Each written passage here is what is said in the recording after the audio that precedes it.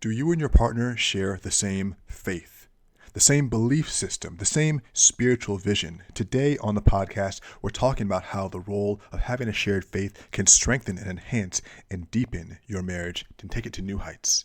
Let's get into it. Hey, Strength of Seduction family. This is Daniel, and if you're listening to this episode, there's a good chance that you're already a Strength of Seduction customer. The reality is, most people purchased our Strength of Seduction workouts back during the pandemic because they were really fun to do in the house and they looked exciting, and you wanted to build intimacy with your partner. You wanted to build connection with your partner. But over the past few years, we've realized that just doing the workouts is really fun, it's engaging, and it's interesting, but it's not really what we were trying to get at with our programming. What we intended to do is to create something that would help you to transform your life and your marriage. And it's taken us a few years to figure out what exactly that means. And we didn't do it alone. We did it by talking to you. Over the past few years, we've talked to over 20,000 couples, Black couples in their 30s, 40s, 50s, 60s, even 70s, who've gone through it all, who've seen the ups and downs of life, who've gone through all the struggles, who've actually achieved happiness. And what we learned was really shocking. We learned that there are 4 key elements that all relationships must have strong. They must have on lock in order to make that relationship thrive. And we took those 4 elements and we designed a program around those elements to help support Black couples in a way we've just never seen done before. And what we came up with was called Love and Legacy. And it's the first and only program in the world created from speaking privately with thousands of couples just like us about the biggest challenges in our life and relationship. And it's actually a proven system designed to help Black couples upgrade our life and our marriage. Now, this is not open to the public yet. If you're listening to this, like I said, you're most likely already a member of our community. And that's why we'd like to tell you about it first. You can apply and you can learn more at strengthofseduction.com/legacy. This is a private page.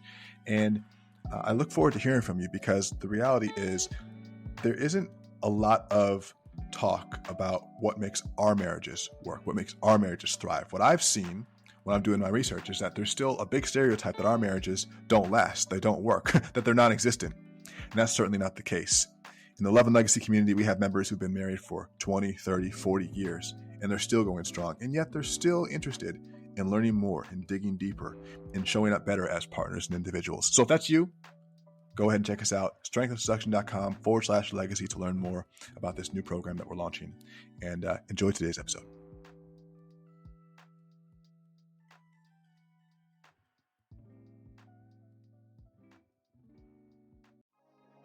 This is the Strength of Seduction podcast, the #1 resource for Black couples who want to build intimacy, love, and connection in their relationship. I'm your host, Daniel Deepen.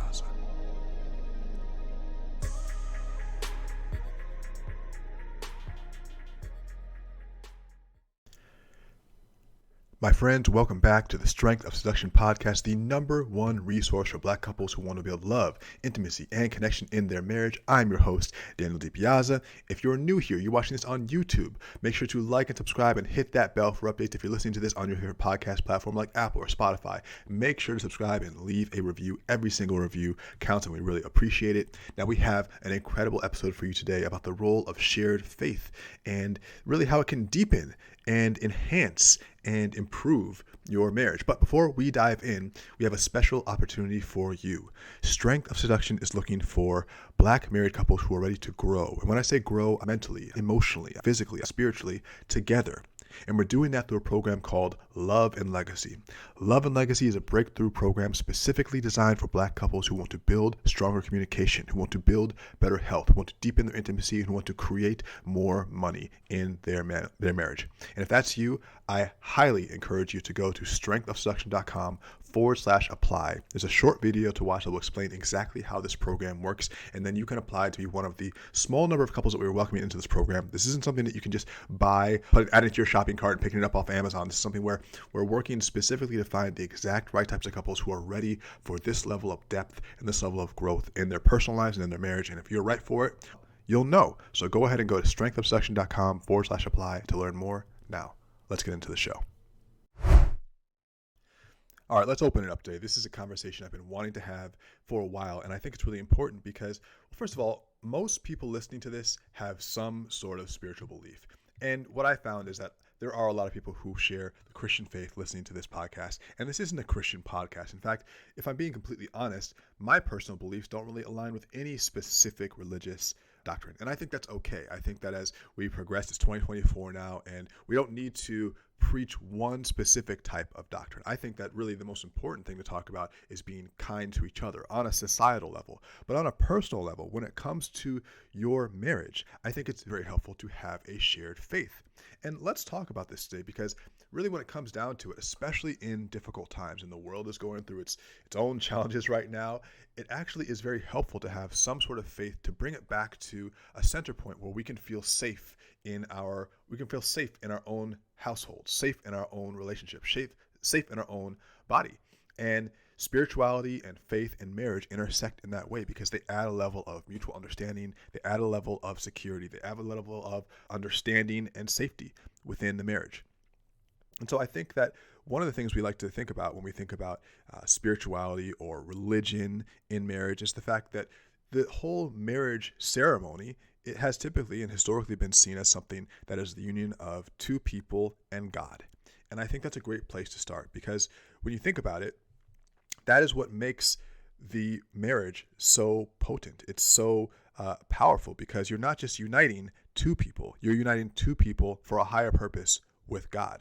And really it's the whole idea of putting God first, keeping God first in the marriage, in the relationship. And I think that can apply no matter what your actual faith is. If you just look at it, this is a podcast that's designed for Black couples. So you're not going to see as many Black couples who are Jewish, okay? You're not going to see as many Black couples who are Muslim. You're not going to see as many Black couples, especially ones who are in their 40s, 50s, and 60s, who have any type of new age beliefs. A lot of times it's Christianity, because it's how we've been raised. But outside of the actual religion itself, there's the acknowledgement of a higher power. And there's the acknowledgement of a God. And you can look at that as the God of the Bible.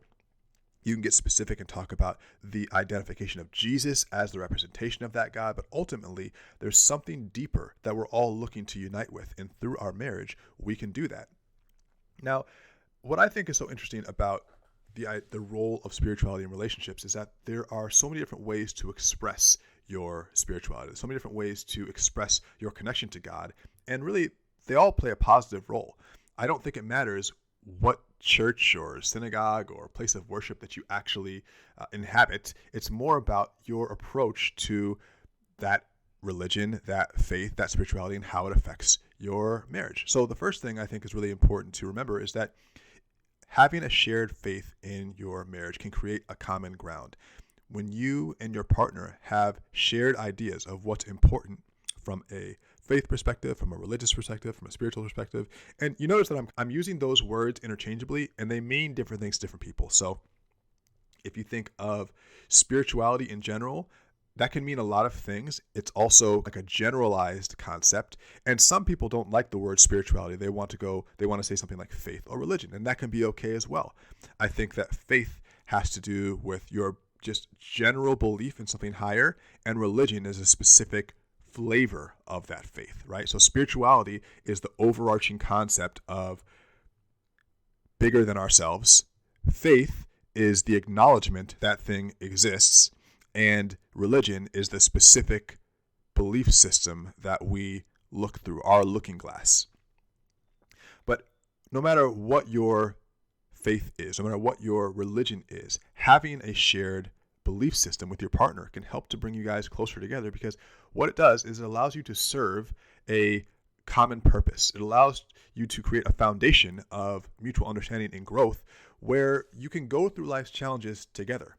And I think that what's so important there is that we're all going to encounter challenges. And our marriage it's a beautiful way of reflection for us. What I found in my marriage is that over 15 years, my wife has been the number one mirror for me. When I've been doing great, she's reflected that. And when I've been doing poorly, she's reflected that as well. Not that she's creating that within me, but she allows me to look inside myself and see how I can know myself better, how I can get in touch with the things that maybe I don't immediately detect in myself by listening to her, by hearing her, by feeling and sensing her.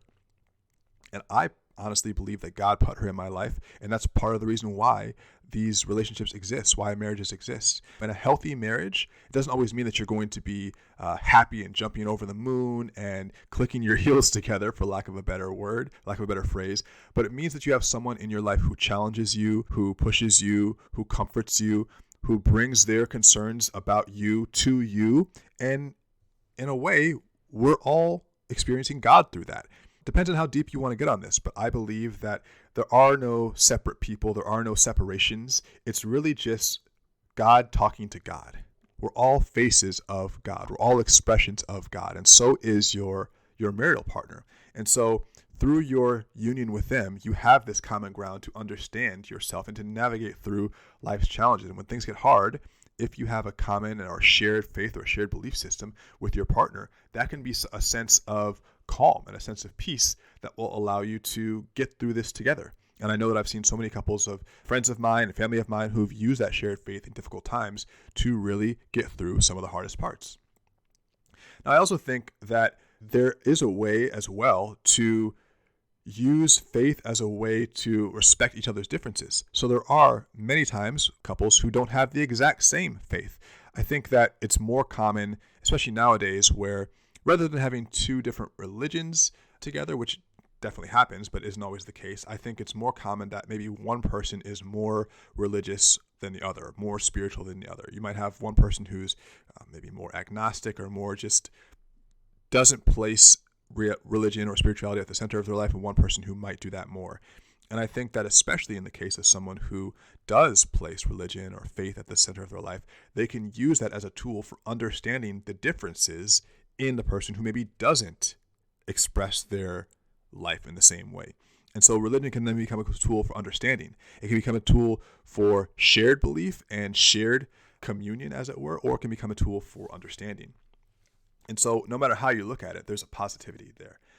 I also think that there are spiritual practices that really strengthen bonds. And it just depends on your flavor. It depends on what you like. But prayer and meditation are great ways of expressing your spiritual your spirituality and expressing your thanks for God, expressing your connection to God and the world at large, and something that you can do together. Within our book, the Strength of Seduction book, we even have prayers that couples can say together and meditations that couples can do together. And guys, when you're listening to this, try not to get too caught up on the semantics of it.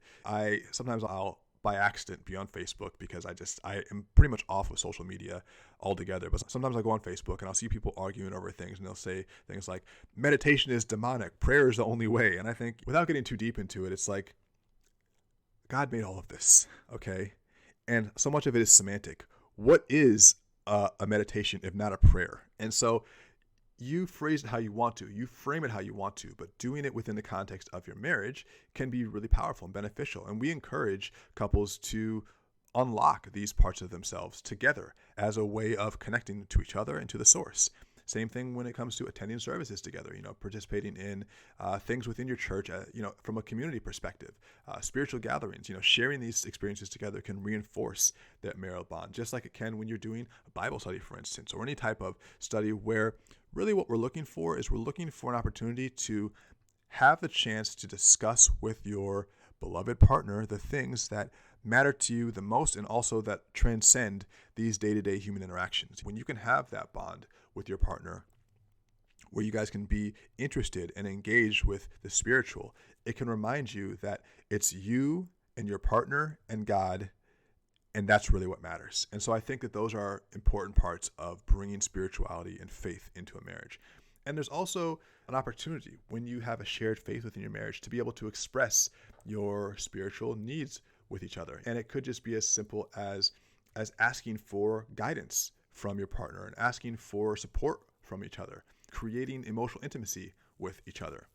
When you are struggling in life and when you're lost in life, leaning on your partner and having them help you learn things about yourself on a spiritual level can be really powerful. Even using spirituality or religion, God, in a way to support conflict resolution. It's really important to remember that the people that we choose to have in our lives and our soulmates, our lovers, our partners are there for a reason. I believe that God put them in our lives. And there are very few things which deserve, in my opinion, holding a grudge against our partner. And there are very few things which deserve having hate or animosity or a long-standing fight with our partner. And we can use the concepts that we find in whatever religion or spirituality is interesting and important to us to find forgiveness, to find ways of resolving conflict, and to find common ground again. If you ever lose your way, referring back to a text that's meaningful to you, referring back to a Bible verse that's meaningful to you, can often show you a path when maybe you don't have the words yourself. And this is the benefit of having these ancient texts, these old books, these things that touch a special place in our hearts, and we can find those things together. And so I recommend that you create some routines together, create some sort of rituals together, whether it's going to church a few times a week, whether it's doing some sort of spiritual Bible study with each other, whether it's just talking about these issues more, talking about what your true beliefs are. In fact, I would even encourage you guys, if you haven't had an actual sit down in a while, to not just go through the motions of spirituality. You might be listening to this and say, we go to church once a week and that's how it is. But when was the last time you actually had a conversation about your real beliefs? At the risk of disengaging some people who are listening to this, I often think that religion can be the killer of spirituality, because religion is something that we're taught early on. We're taught not to question, and we're taught to just accept and to do, right? But it's not something that we often feel. Maybe you love your church, maybe you love the community, but if you haven't really looked inside yourself recently to understand why it is that you believe what you believe, or if you really still believe what you were taught many years ago, then you're potentially missing out on learning about yourself and learning about the world. Humans contain a beautiful instrument within us to sense and to feel and to perceive and to grow. But if we go our entire lives never playing all the notes that we're capable of, we never really truly expand our consciousness. And even that word consciousness might not be something that is relevant or even acceptable to you as someone who maybe has only talked about spirituality in the context of a certain religion. But I encourage you to re-examine your beliefs from time to time. If it is that the God of the Bible has created us, then there's no hurt in examining all that he has created. That's my personal belief. And so I think that there's always an opportunity to re-examine what it is that you love about your faith, what it is that you cherish about your faith, and to examine the things that maybe worked for you in the past but don't work for you now, and to make changes and to have conversations with your partner about this. Because oftentimes, as we grow throughout our lives, one of the things that causes discontent is the calcification around old things that we no longer fit in but don't know how to change. It's like, imagine wearing the same pair of shoes your entire life and your feet can't grow. If your feet kept growing, they'd be uncomfortable.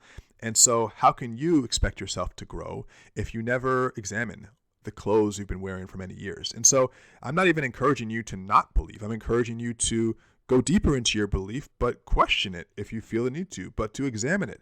And you might find upon examination that you love it more, that you cherish it more, but you don't have to blindly accept. And so that's something that you can do together as a couple.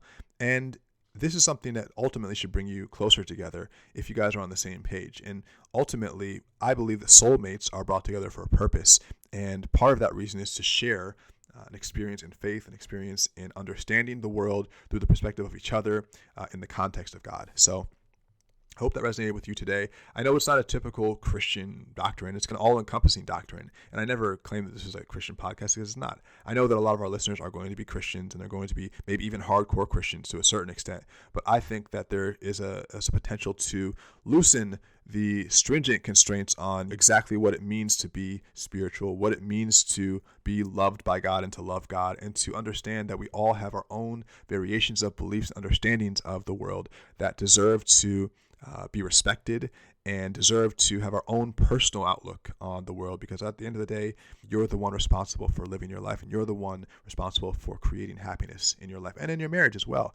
And done in the right way, a shared faith and an experience of those beliefs together can do nothing but strengthen your marriage and strengthen your life. That is it for today, my friends. If you enjoyed this episode, make sure to like and subscribe on whatever channel you're listening to. Leave a review on whatever podcast platform you're listening to this on. And if you are interested in going deeper with your partner, communicating better, improving the intimacy in your relationship, building your health mentally, physically, emotionally, I highly recommend that you learn more about Love and Legacy. This is the only program in the world designed to help Black couples build intimacy, build connection, build love. And it's available to look at if you go to strengthofseduction.com/apply. There's a short video to watch to learn more exactly about how we're helping couples and to see if you're a good fit. So that's it, my friends. Until the next time, my friends, love fiercely, love openly, catch you